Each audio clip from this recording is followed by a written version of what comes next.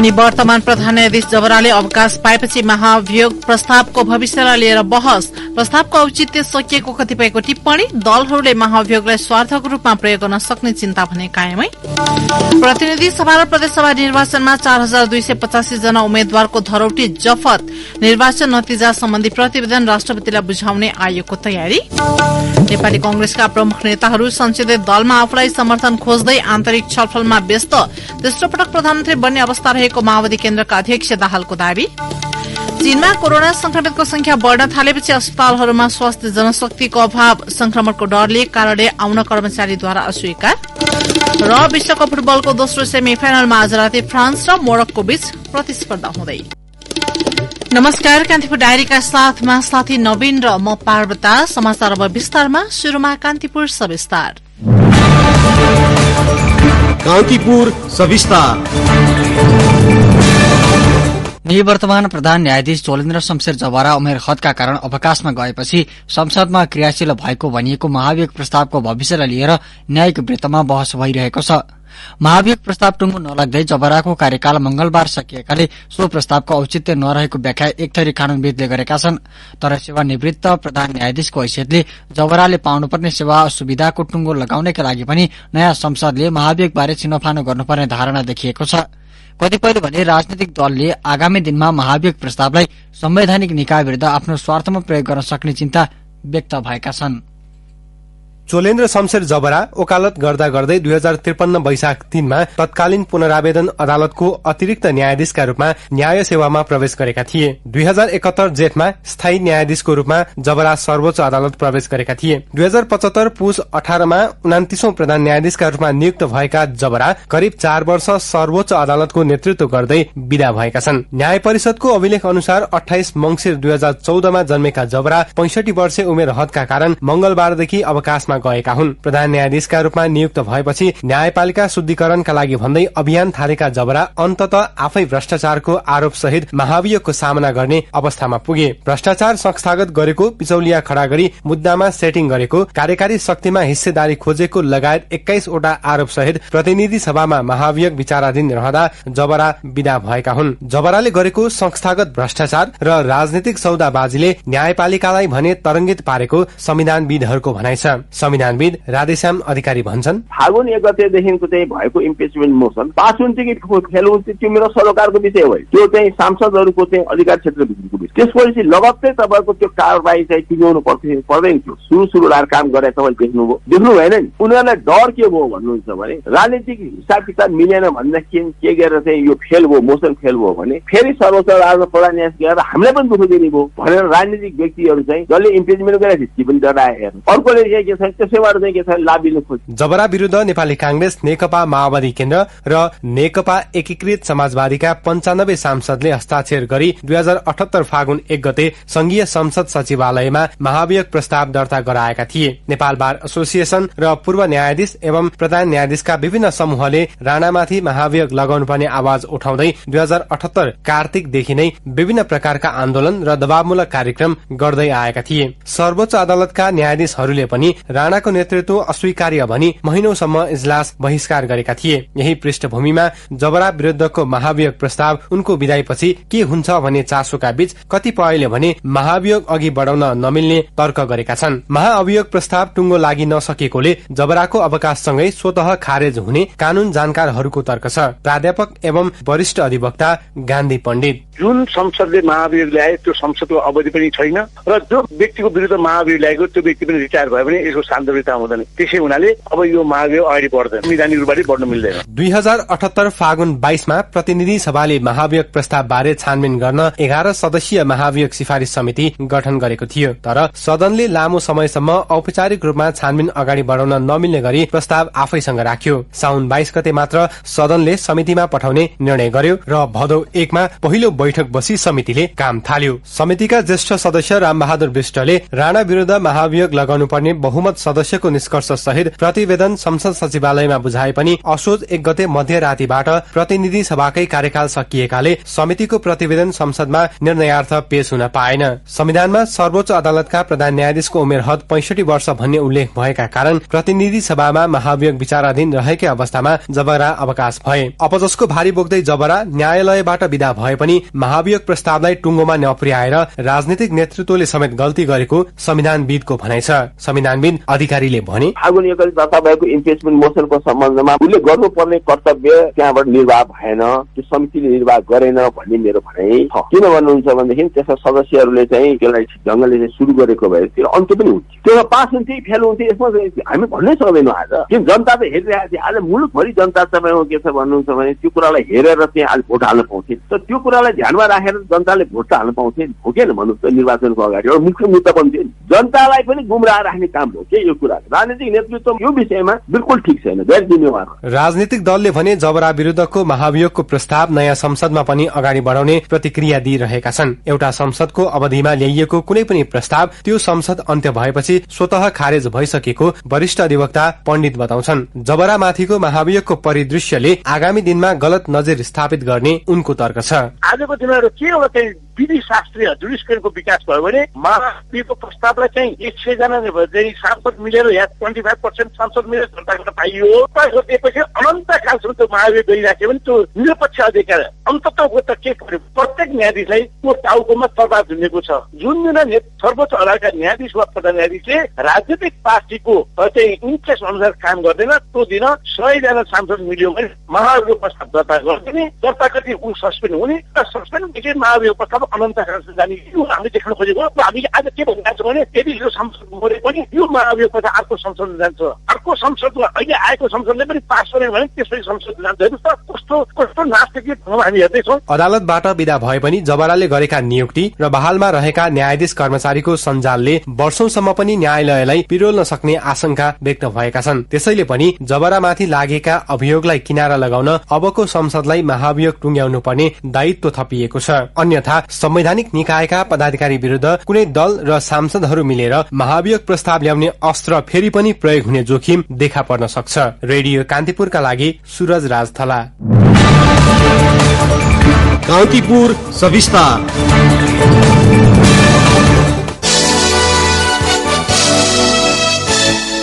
प्रतिनिधि सभा र प्रदेशसभा निर्वाचनमा प्रतिस्पर्धा गरेका 4285 जना उम्मेद्वारको धरौटी जफत भएको निर्वाचन आयोगले जनाएको छ। प्रमुख निर्वाचन आयुक्त दिनेश कुमार थपलियाका अनुसार प्रतिनिधि सभातर्फ पुरूष 1772 र महिला 189 गरी 1961 उम्मेद्वारको धरौटी जफत भएको हो। त्यस्तै प्रदेशसभातर्फ पुरूष 2086, महिला 237 र अन्य 1 गरी जम्मा 2324 जनाको धरौटी जफत भएको छ।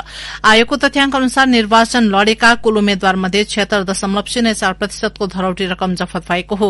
निर्वाचन सम्बन्धी कानूनका अनुसार प्रत्यक्षतर्फ सदरमतको 10% भन्दा कम मत पाउने उम्मेद्वारको धरौटी जफत हुने व्यवस्था छ। त्यस्तै समानुपातिक निर्वाचन प्रणालीमा कुनै राजनैतिक दलले कम्तीमा 1 सीट प्राप्त नगरेमा उनीहरूले राखेको धरौटी जफत हुने व्यवस्था छ। जस अनुसार प्रतिनिधि सभातर्फ समानुपातिको बन्द सूची पेश गर्ने 47 दलमध्ये 40 वटा दलको धरौटी जफत भएको प्रमुख निर्वाचन आयुक्त थपलियाले जानकारी दिनुभयो। त्यस्तै आयोगका अनुसार प्रदेशसभातर्फ प्रदेश नम्बर 1 मा 30, मध्य प्रदेशमा 26, बागमती प्रदेशमा 33, गण्डकीमा 24, लुम्बिनी प्रदेशमा 22, कर्णाली प्रदेशमा 22 र सुदूरपश्चिम प्रदेशमा 28 वटा दलको धरौटी जफत भएको छ। प्रदेशसभाको समानुपातिकमा सदरमतको 1.5% वा सो भन्दा बढ़ी मत प्राप्त गर्ने दलबाट मात्र सांसद हुने व्यवस्था छ। सो व्यवस्था अनुसार प्रदेश 1 मा 6, मध्य प्रदेशमा 10, बागमती प्रदेशमा 7, गण्डकी प्रदेशमा 7, लुम्बिनीमा 10, कर्णालीमा 6 र सुदूरपश्चिममा 6 वटा दलको समानुपातिकबाट प्रदेशसभामा प्रतिनिधित्व भएको छ। यसैबीच निर्वाचन आयोगले प्रतिनिधि सभा र प्रदेशसभाको अन्तिम नतिजाको प्रतिवेदन सार्वजनिक गरेको छ। आयोगका अनुसार दुवै तहका प्रत्यक्ष र समानुपातिकको नतिजा सहितको विवरण प्रतिवेदनमा समेटिएको छ। प्रतिवेदन सार्वजनिक गर्दै प्रमुख निर्वाचन आयुक्त दिनेश कुमार थपलियाले भोलि राष्ट्रपति समक्ष प्रतिनिधि सभाको नतिजा प्रस्तुत गरिने बताउनुभयो।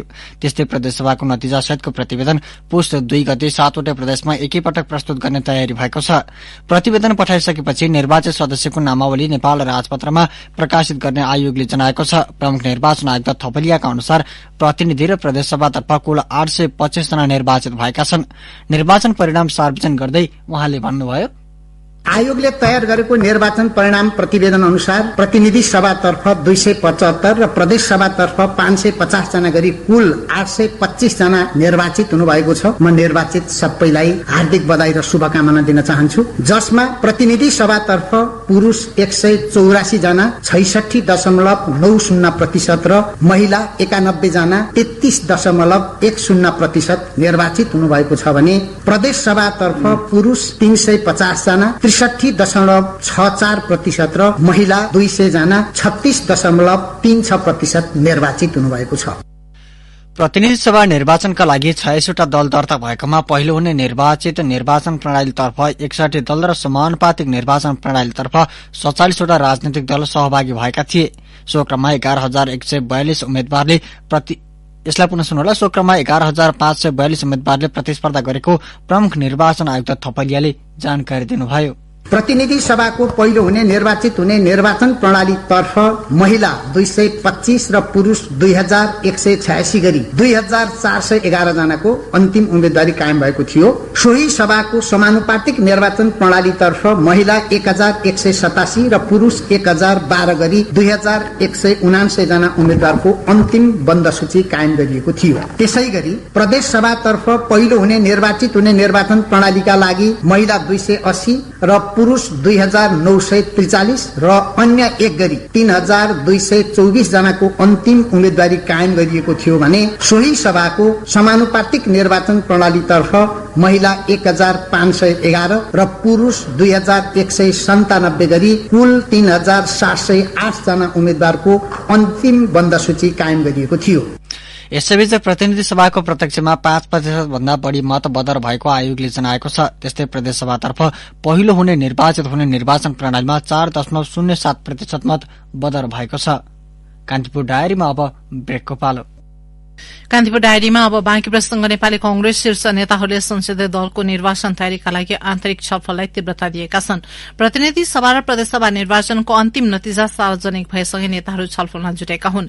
वरिष्ठ नेता रामचन्द्र पौडेलले आज बिहान प्रधानमन्त्री एवं पार्टी सभापति शेरबहादुर देउवासँग भेटेर आफूलाई संसदीय दलको नेतामा सहयोग गर्न आग्रह गर्नुभएको छ। नेता पौडेलले पार्टीमा आफूले पनि सभापति जत्तिकै योगदान गरेकाले संसदीय दलको नेतामा निर्वाचित गराउँदा पार्टी पंक्तिमा राम्रो सन्देश आने भन्दै सहयोगका लागि आग्रह गर्नुभएको हो। रेडियो कान्तिपुरसँग कुरा गर्दै नेता पौडेलले भेटका क्रममा देउवाले पार्टीभित्र आन्तरिक छलफल गरेर अघि बढ़ने जवाब दिनुभएको बताउनुभयो। नेपाली कंग्रेसमा संसदीय दलकै नेता प्रधानमन्त्रीको उम्मेद्वार बन्ने प्रावधान भएकाले प्रमुख नेताहरू समर्थन जुटाउन व्यस्त भएका हुन्। निर्वाचित भएका दिन संसदीय चुनावमा लाग्ने घोषणा गरेका महामन्त्री गगन थापाले नेता शेखर कोइरालासँग भेटेर संसदीय दलको नेताको विषयमा छलफल गरिसक्नु भएको छ। त्यस्तै केही दिन अघि संसदीय दलको नेतामा आफूलाई समर्थन जुटाउन नेता डाक्टर शशाङ्क कोइरालाले प्रधानमन्त्री शेरबहादुर देउवा लगायत शीर्ष नेतासँग भेटघाट गर्नुभएको थियो। माओवादी केन्द्रका अध्यक्ष पुष्पकमल दाहालले आफू फेरि प्रधानमन्त्री बन्ने तयारीमा रहेको दावी गर्नुभएको छ। सत्तारूढ़ दलहरूबीच सत्ता समीकरण बनाउने पहल भइरहेका बेला दाहालले प्रधानमन्त्री बन्ने इच्छा प्रकट गर्नुभएको हो। कास्कीमा आयोजित एक कार्यक्रममा अध्यक्ष दाहालले अवसर पाएमा आफ्नो आगामी कार्यकाल ऐतिहासिक हुने दावी गर्नुभयो। उहाँले भन्नुभयो, तपाईहरु सबैको तर्फबाट मलाई अझै ठूलै भारी बोकाउनु भएको छ। तपाईहरुको आशीर्वाद लाग्यो, तपाईहरुको माया र तपाईहरुको शुभकामनाले काम गर्यो भने मलाई लाग्छ म छिटै देशको नेतृत्व गर्ने ठाउँमा पुग्दैछु र यो मेरो त्यस्तो कार्यकाल हुने मैले अठोट गरेको छु। मेरो पहिलो कार्यकाल राम्रोसँग विधि प्रक्रिया सबै उतार चढावलाई बुझ्नै नपाइकन बित्यो। दोस्रो कार्यकाल मैले देशको लागि केही महत्वपूर्ण काम गरे भन्ने मलाई गर्व छ। गोर्खा क्षेत्र नम्बर 1 बाट प्रतिनिधि सभा सदस्यमा निर्वाचित अध्यक्ष दाहालले चुनाव ताका भने आफूलाई प्रधानमन्त्री बन्ने रहर नभएको प्रतिक्रिया दिनुभएको थियो। प्रतिनिधि सभा र प्रदेशसभा निर्वाचनमा तेस्रो पार्टी भए पनि सत्तारूढ़ दलहरूको संवादमा माओवादी केन्द्रले प्रधानमन्त्रीको दावी गर्दै आएको छ। यस्तै उहाँ गोर्खा क्षेत्र नम्बर 2 बाट निर्वाचित हुनुपर्नेमा अन्यथा भएकाले सच्याइएको छ।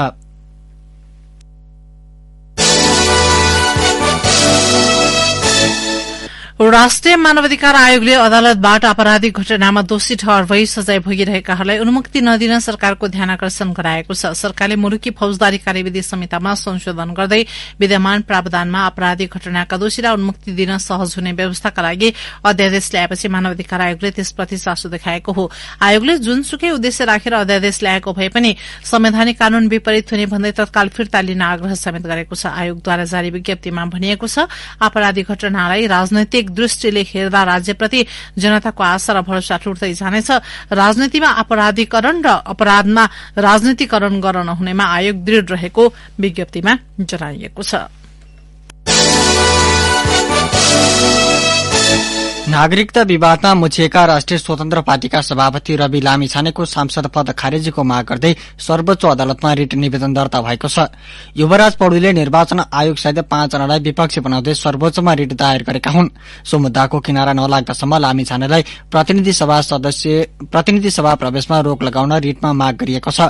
पौडेलले दायर गरेको रिटमा मतदान गर्ने, उम्मेद्वार बन्ने र राजनैतिक दल खोल्ने अधिकार नेपाली नागरिकलाई मात्र प्रदान गरिएकाले लामिछानेको पार्टी सभापति पद र सदस्य गैर कानूनी घोषणा गर्न माग गरिएको छ। सर्वोच्च अदालतका प्रवक्ता विमल पौडेलका अनुसार रिटमाथि सुनवाईका लागि पुष 6 गते संवैधानिक इजलासमा पेशी तोकिएको छ।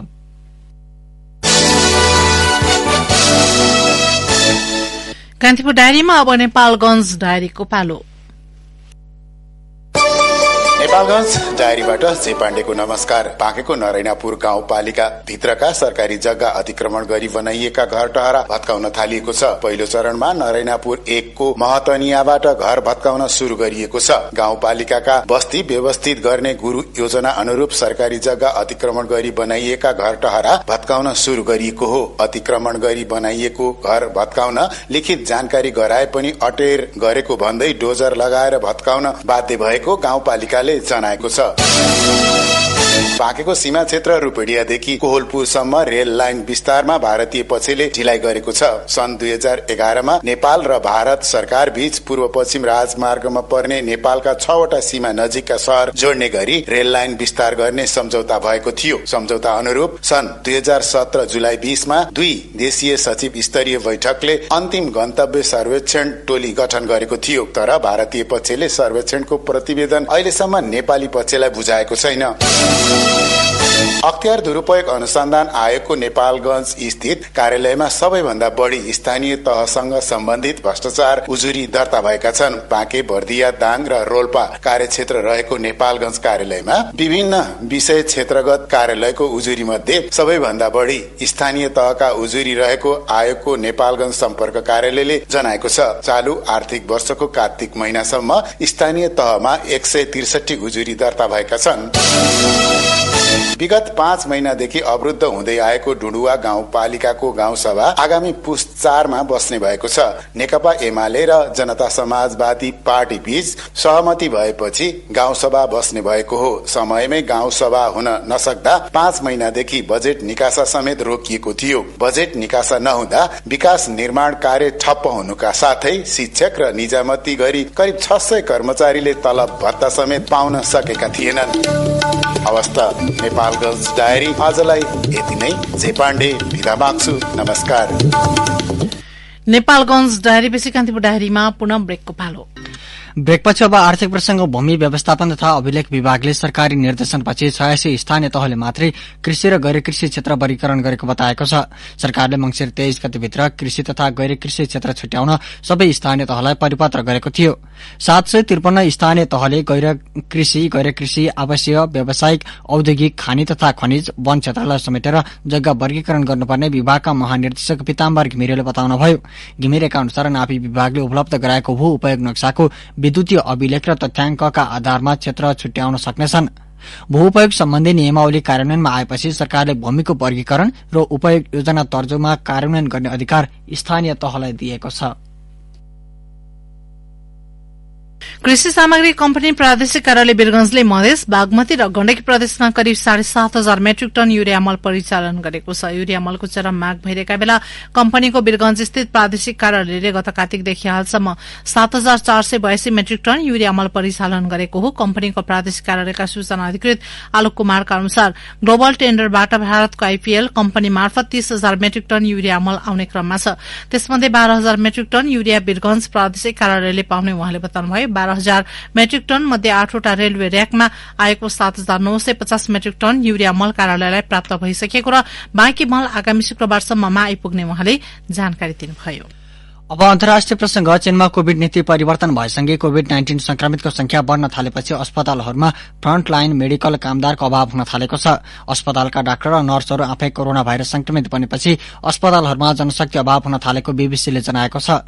अस्पतालमा कोविड संक्रमित डाक्टर र नर्सहरू नै खटिनु पर्दा बिरामीमा सर्न सक्ने त्रास समेत बढ़ेको छ। अस्पतालहरूले बिरामीलाई ध्यानमा राखी विस्तार गरेको ज्वरो वार्डमा समेत मानिसको भीड़ लाग्न थालेको अन्तर्राष्ट्रिय संचार माध्यमले जनाएका छन्। फार्मेसीहरूमा बिरामीको भीड़सँगै चिसो र फ्लूको उपचारमा प्रयोग गरिने औषधिको राष्ट्रव्यापी अभाव भएको छ। कोविड नीति परिवर्तन गर्दै चीन सरकारले बेजिङमा रेस्टुरेन्टहरू फेरि खोल्न अनुमति दिए पनि ग्राहकको संख्या न्यून रहेको छ। कम्पनीहरूले कर्मचारीलाई कार्यालय फर्किन आग्रह गरे पनि संक्रमण फैलिने डरले उनीहरू फर्किन चाहेका छैनन्। अब खेल प्रसंग। कतारमा आयोजित 22औं संस्करणको विश्वकप फुटबलको दोस्रो सेमी फाइनलमा डिफेन्डिङ च्याम्पियन फ्रान्स र अफ्रिकी टोली मोरक्को बीच प्रतिस्पर्धा हुँदैछ। जारी विश्वकपमा एउटै लयको प्रभावशाली प्रदर्शन गरिरहेको फ्रान्स र ठूला टोलीलाई स्तब्ध पारेको मोरक्को बीच खेलमा रोमाञ्चक हुने अपेक्षा। अन्त्यमा बुलेटिनका प्रमुख प्रसंग पनि एकपटक। निवर्तमान प्रधान न्यायाधीश जबराले अवकाश पाएपछि महाभियोग प्रस्तावको भविष्यलाई लिएर बहस। प्रस्तावको औचित्य सकिएको कतिपयको टिप्पणी। दलहरूले महाभियोगलाई स्वार्थका रूपमा प्रयोग गर्न सक्ने चिन्ता भने कायमै।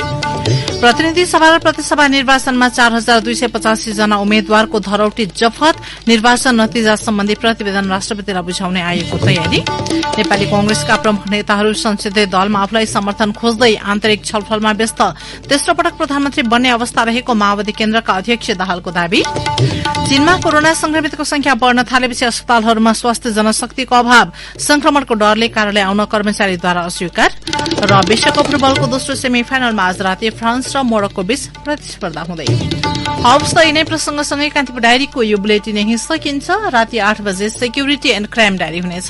साथी नवीन र म पार्वता आज्ञा माग्छौं। नमस्कार।